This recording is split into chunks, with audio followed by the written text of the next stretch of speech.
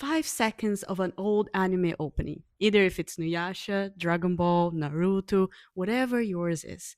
We're all suddenly back at grandma's house, holding our chocolate milk, waiting for our favorite anime to start.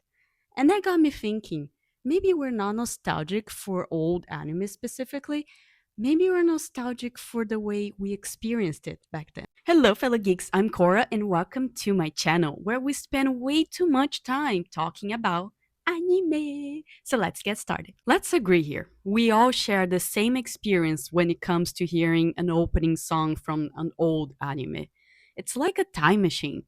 You suddenly find yourself sitting on the floor of your childhood home in front of that box TV we had back then, holding your chocolate milk and watching your favorite anime right after school.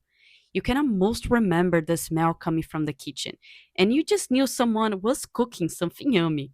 It's strange, isn't it? An opening song shouldn't be able to do that, but somehow it does. And little did we know back then, when we were kids, that sitting down to watch our favorite anime was gonna become some of our favorite memories years later. And for a long time, I thought it was just because maybe old anime was better. Because why do I feel these connections with old anime and not the new ones? But the more I thought about it, the less I believed that. And that's what I want to get to on this video.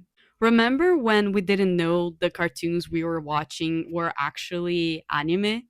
I mean, to be fair, we weren't really paying attention if that was connected to Japanese culture at all.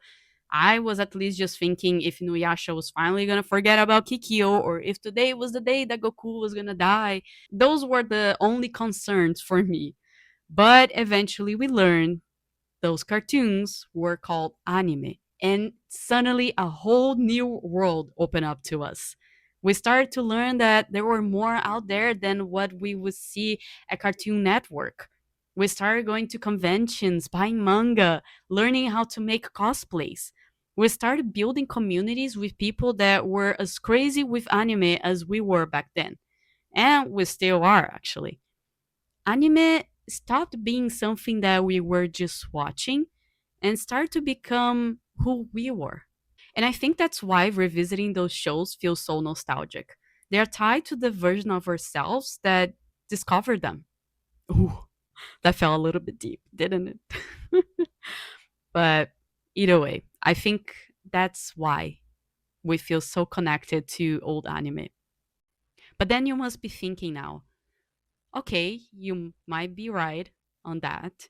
But then what really changed? Why do we feel there's some shift there with how we connect to anime comparing to how we did before? And I gotta tell you, the one thing that did change is streaming. Now, don't get me wrong, I love streaming. For you to tell me that I can watch anime whenever I want, it's crazy. I never thought we would get to this point. You know, I keep imagining this scenario where I'm talking to younger me and I tell her that I went to the movies to watch this anime called Chainsaw Man. She would not believe me. And that's all thanks to streaming and open up new possibilities for us anime fans to connect to what we love. And it's also allowing more people to find out more about this world and get to know more about what we love.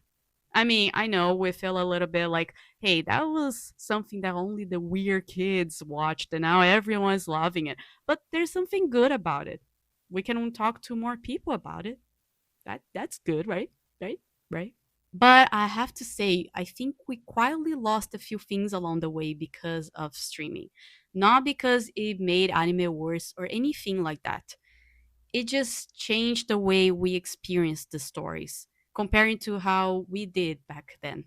Take the skip intro button, for example.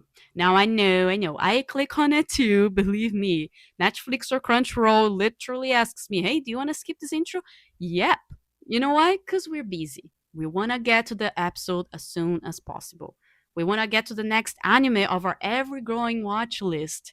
It's convenient, but convenience also changed our habits. Not for the worse, but it's just different. Think about this. Back then, we didn't have a skip button. We didn't even have a website to be able to watch our anime. We had to rely on pirate websites and pray to God that a virus wouldn't take over our family computer. And somehow we survived, guys. Congratulations to us.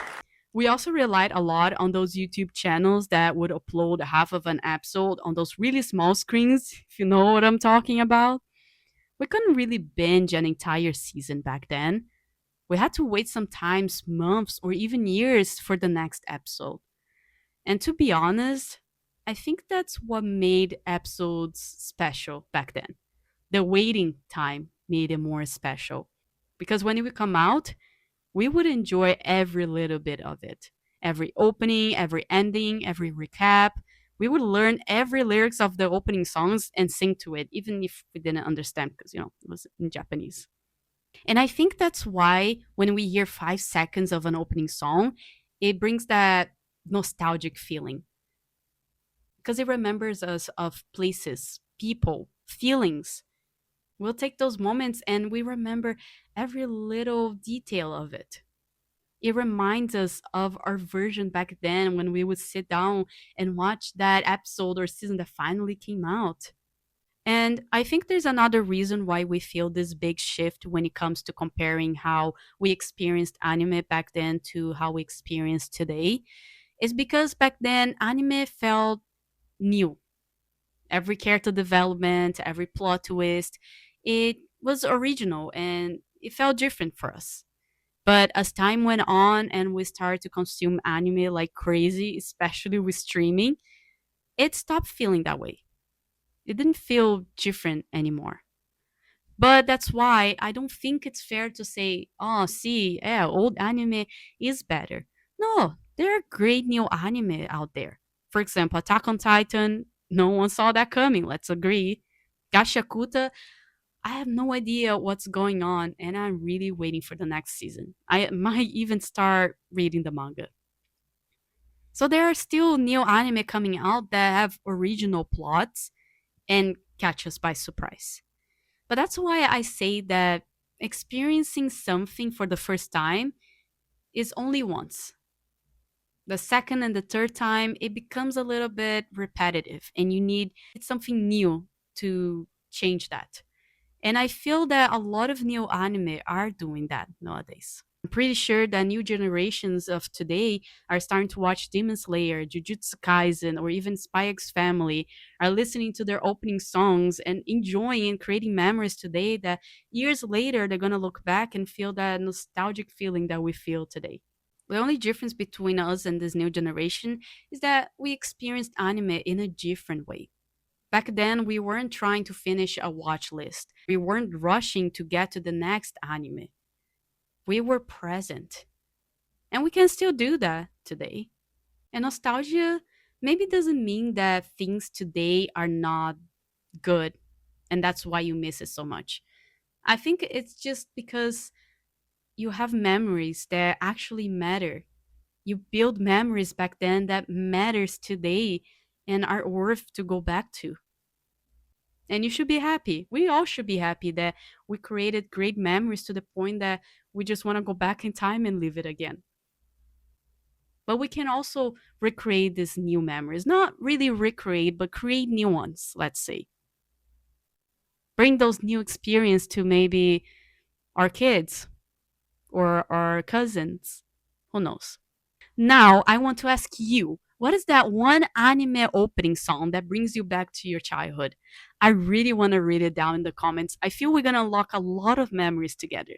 And if this video brought you a little bit of that nostalgic feeling, please subscribe and see you in the next video. Bye bye.